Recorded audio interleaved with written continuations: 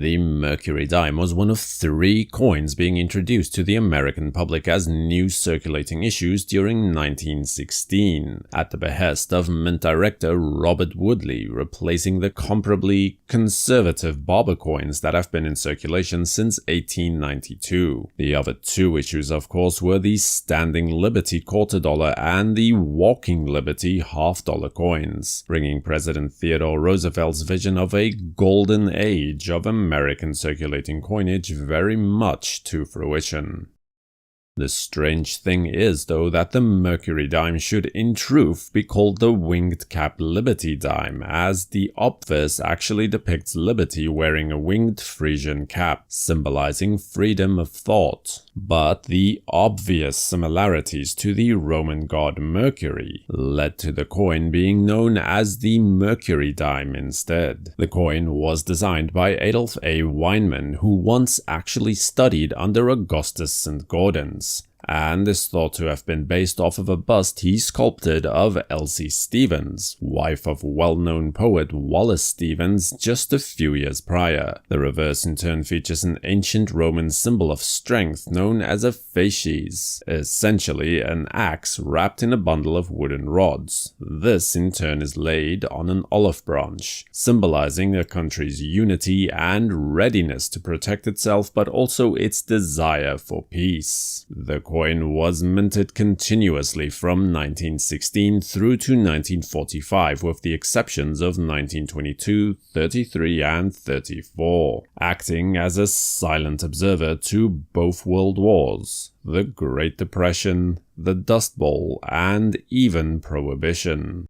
Counting every date and mint mark but excluding all varieties, there are 77 business strike issues to collect in the series. Just a quick note on the methodology used to compile this list before we get started though. Prices stated are based on prevailing market conditions at the time of publication and include only official mintage figures provided by the US Mint, excluding varieties. Auction results are taken from within the past 5 years or so, as anything older than that may no longer strictly speaking be relevant. That having been said, here are your top 10 low mintage Mercury dimes. Leading the procession is the 1929 S Mercury dime in the 10th position. This coin saw a mintage of 4,730,000 coins. While production at the branch mints of Denver and San Francisco were consistently lower than that from the Philadelphia mints, this coin remains readily available today in most grades, including mint state coins, despite its relative low mintage. Low-grade coins are still seen from around $5 to $10 each, while entry-level mint state coins can obtain several $100s each. Gem examples with full band details are naturally more sought after and see attractive premiums, such as this MS-67 coin that managed to raise $3,290 at auction in 2016.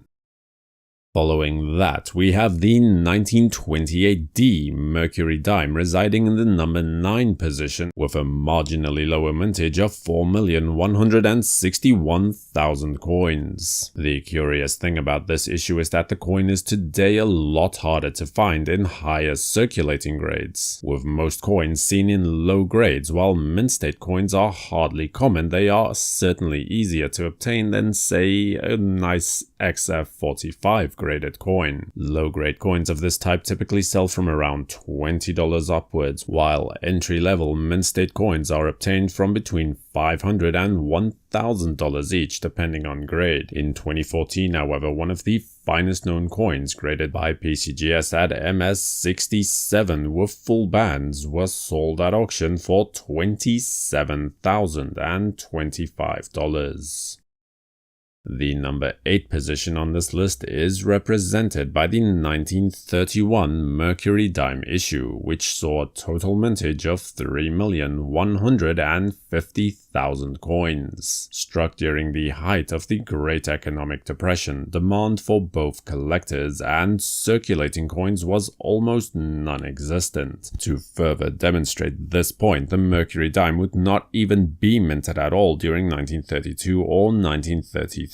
And with most 1931 coins only being released into circulation by 1934, According to an advertisement placed in the June 1934 issue of the Numismatist, uncirculated 1931 dimes could be purchased for, and I quote, the face value of the coin and an amount sufficient to cover the mail charges by first-class mail. Today, however, is a very different story, with most lower-grade coins selling from around $15 upwards to around $350 for a mint state coin. Full bands coins are of course far more prized, and in 2014 this 1931 dime with pervasive toning at a grade of MS67 with full bands from PCGS and the green CAC seal was sold for $10,575. The 7th spot belongs to the 1930 dime from the San Francisco Mint with a mintage of 1,843,000 coins. Now, as you can see, by 1930, mintage figures began to drop dramatically. However, most coins were not even released until after 1934 when demand began to rise again. By that time, the numismatic community was well aware of the low mintage figures and scooped up most of the 1930s coins, preserving an uneven number of mint state coins for that date. This has the effect of subduing the prices for this low mintage coin due to the high number of surviving examples that are still available to this day. Low-grade coins can easily be found from around $15 to $30 each, while even mint state MS65 coins can be had for less than $300. Of course, as usual, coins with full bands do sell for significantly more. In 2016, an MS67 full bands example from PCGS was sold at auction for $16,450. Now, just to clarify, full bands or full split bands refers to the 3 sets of bands binding the bundle of rods on the facies on the reverse of the design. In order to achieve the designation of full bands, the individual bands have to be completely split and separated from each other with an uninterrupted depression running between the bands from end to end. And then we come across the 1931 S dime in the 6th position with a mintage of only 1.8 million coins. Due to the struggling economic environment at the time of minting, the Mint too was trying to cut back on costs. Overworked and over-polished coin dies were the result of this, and as a consequence, coins with sharp full bands details are extremely rare for this issue. Again, hoarding in later years caused prices to remain low despite the meager mintage, with lower grade coins selling from around $15 each, with most coins up to a grade of MS65 selling for under $350. But if you can find a coin with full bands details, that all changes, as with this PCGS graded MS67 coin with full bands that sold in December of 2016 for $27,025. And with that, we reach the halfway mark with the 1926 coin that claims a mintage figure of 1,520,000 coins for the issue. Unlike the coins from the early 1930s, the 1926 S issue is extremely difficult to locate in any kind of reasonable collectible grade. A large number of the coins do exist in very lowest of grades, but mint state coins are seldomly seen at all. Coins of this issue in grades of G or VG can sell from around $20 each, but grades of VF and higher demand at least $70 for an example. Mint state coins, even without full bands, do sell from between $2,000 and $3,000 each when they become available. At the 2010 A&A show in Boston, a PCGS graded MS67 example with full bands was sold at auction for an astounding $54,625. And then moving past the halfway marker to the number 4 position on this list and the third and final coin from 1931 is the 1931D coin. Much like the other 1930 and 31 coins, the 1931D was also hoarded by collectors and dealers upon its eventual release in the mid-1930s. But unlike those issues, the 1931 issue from the Denver Mint was unusually well struck, producing a larger than expected percentage of full bands coins when compared to similar issues. $20 to $30 can secure you a low-grade coin of this type, but even mint-state coins of up to MS66 rarely see prices of more than $350 each. Even with full bands added, the 1931D Mercury Dime has to be in a grade of at least MS67 to breach $1,000 in most cases, with an NGC graded MS67 coin with full bands selling in 2017 for $2,115.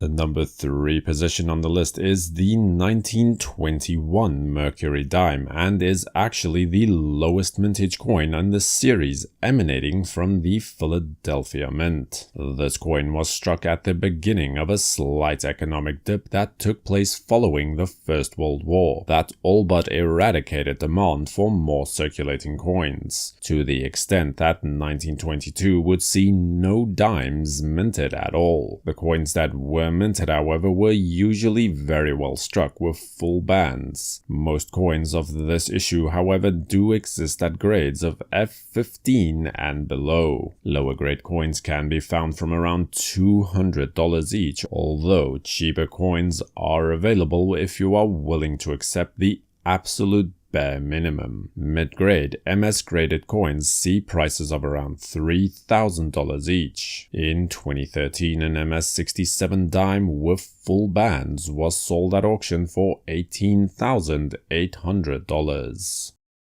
The second lowest mintage figure, then perhaps not surprisingly so, goes to the 1921 Mercury Dime from the Denver Mint at a mintage of 1,080,000 coins. Minting of dimes at Denver was halted very early on in the year and did not resume again until 1924. Despite a very similar mintage to the Philadelphia coins from the same year, the Denver issues are considerably scarcer in all grades. As with most Denver minted coins from this date, an unusually high number of coins displaying die cracks seem to exist. The exact reason for this is a matter of some speculation. Extremely low-grade coins can be seen from around $100 for this issue. Mint state coins are quite rare though, and typically trade from between $2,500 to $4,000 each on average. In 2017, an MS-66 coin displaying full bands, graded by PCGS, was sold at auction for $19,975. Then we reach the top slot with the 1916 D Mercury Dime in the number 1 position, by far the lowest mintage issue for the entire series, with only 264,000 coins minted. Now, as noted earlier, this is the first year of mintage for the Mercury Dime, and while the Denver Mint promptly began minting the new coin, they soon received an order to halt production of dimes and focus their efforts on $quarter-dollar coins instead, as there was an apparent shortage of that denomination in circulation at the time. Most coins are found today in lower grades, with mint state coins being genuinely rare. Unfortunately, due to this status, the coin is a constant target for forgers, and a graded coin is an absolute must when purchasing one in any grade for your collection. Even coins graded as low as G4 can see prices of between $600 and $800 per coin. One of the finest known coins of this type at a grade of MS-67 with full bands from PCGS was sold in 2010 for an absolutely astounding $195,500. Do you collect Mercury Dimes? If so, how close is your collection to completion? Let me know in the comment section below. If you like this presentation, then please have a look at the rest of our top 10 low mintage series as well, which includes Lincoln pennies and Washington quarters, to name but a few. This has been a World Numismatic News special presentation taking a look at the top 10 low mintage Mercury Dimes. Remember to stay subscribed to WNN and activate notifications as well so you don't miss any new videos. For the World Numismatic News, I am Numisman saying thank you for watching, keep collecting, and have a great day.